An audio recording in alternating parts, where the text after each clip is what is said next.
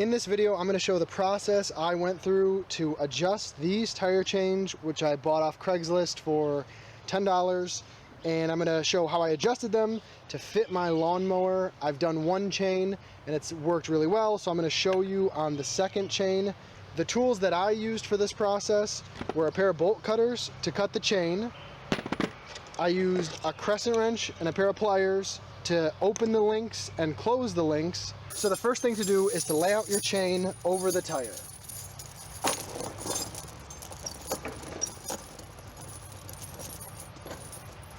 You want to make sure you have as much chain on both sides of the tire so that it's centered.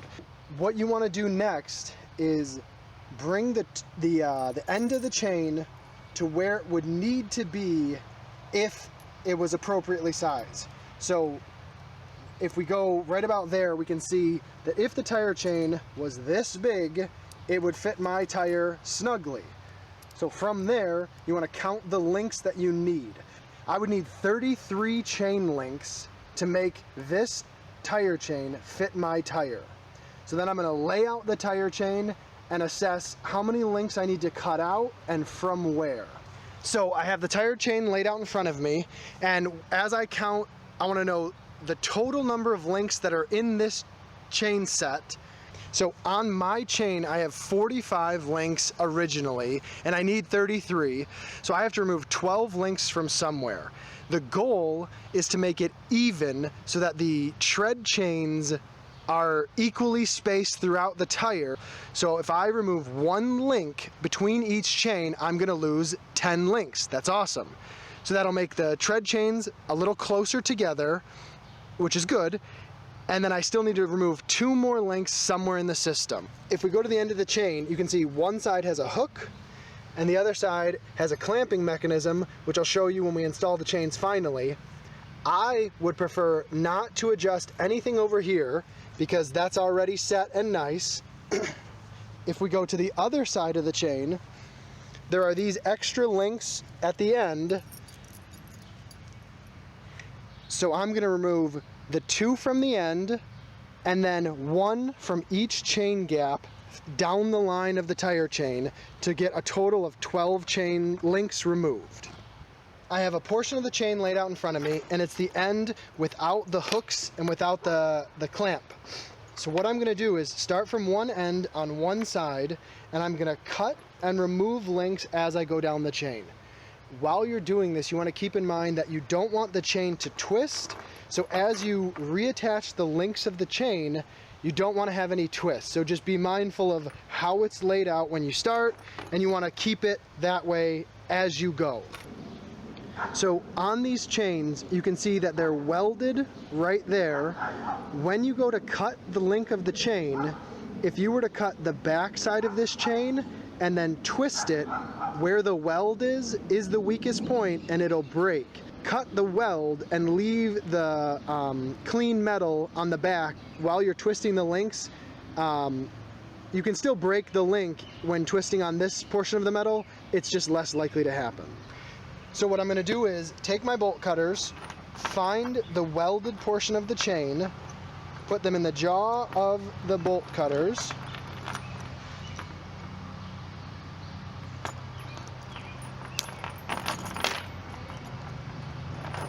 cut through the link. It's okay if the link doesn't get fully cut through with the bolt cutters because you can twist that little bit of metal and it's not a big deal. So I've cut through one link. I put the pliers on one end of the cut, and then I put the Crescent Wrench on the other end. Basically, you're just trying to apply a twisting motion to the chain link to open it up. So you separate your hands and you twist the chain open. Now you can remove the 2 links from the end that we talked about earlier, and now you need to close this link back up. Again, you grab it with the pliers on one side, the Crescent Wrench on the other, and you want to line them up. This is finicky because there's a little piece of metal that's left over. Sometimes you have to go back and forth.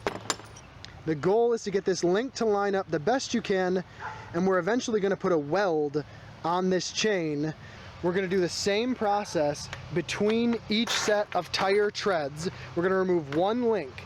This is going to require us to cut and remove this link, but also cut open and reattach these two links.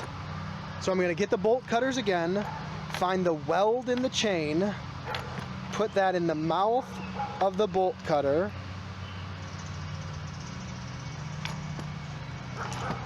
and then I'm going to cut the chain.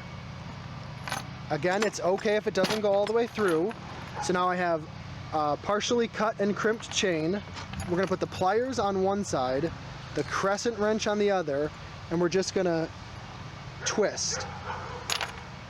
So when we twist, the chain pops open and it creates a gap. If the gap isn't big enough, rotate it a little more. So now we're left with an open chain link. We then slip the chain link out, so we've removed our one link. Now we need to reattach these two chains together. So we're going to choose one and we're going to cut it. Same thing, get the bolt cutters, put it right on the weld, cut the link, take our pliers, and when you're opening the chain link, you want to open it only as far as you need to. You don't want to stress these links more than you have to. So open it just enough to be able to insert the chain link from the other side back onto it. Again, making sure that you haven't created a twist in the chain as you're going down the line. And now we got to close this link. Same thing, pliers on one side, crescent wrench on the other, and we twist it until it's closed. And so if you can see right here, I didn't twist it far enough because I want these to be in line. So if you don't twist it enough, you go back in with your tools and you twist it until you feel that they're even. We did the two links from the end and one link between each tread chain. Now all we have to do is repeat that process for every gap down the line of the chain, which will then fit on our tire. So off camera, I welded each chain link that we opened. So on the back side of the tire, this side, all it has is a hook. So you bring the side rail of your chain up and you hook it on the last link of your tire chain. Then on the front side, we again have this cam lever. So what we're gonna do is loop it through the last link of your tire chain. You're gonna roll it all the way up, and as you pull it backwards, it becomes a lever arm to close this gap. You then take the handle, which has this hook, and you hook it around one of the links of chain, and this is tight, so it can be difficult, but once you hook it in there, now it's attached to this link, and it can't open up. So with this cam in place, our tire chains are now tight.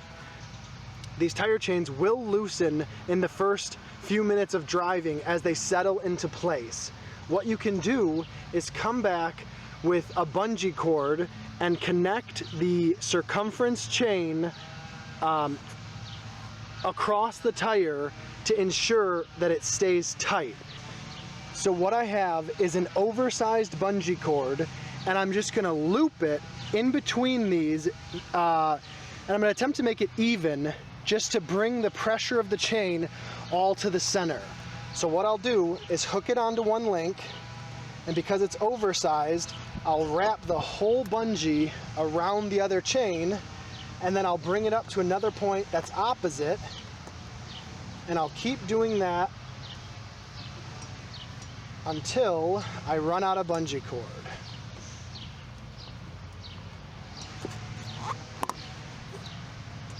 You want to tighten it as you go so that the last strand is not tight and then the middle strands are very slack. So just pull out the slack as you go, and then when I'm done, I'm just going to clip it anywhere on the tire that it'll reach. Okay, so now that bungee cord is going to pull pressure into the center so that even if there's a little slop in my system, because if I were to cut, let's say 14 links out, I could make it so tight that when I put this tire chain on, it's very difficult to do. Or you can make it slightly loose, making the installation easier. Adding this bungee cord just ensures that this chain isn't going to move as I drive around.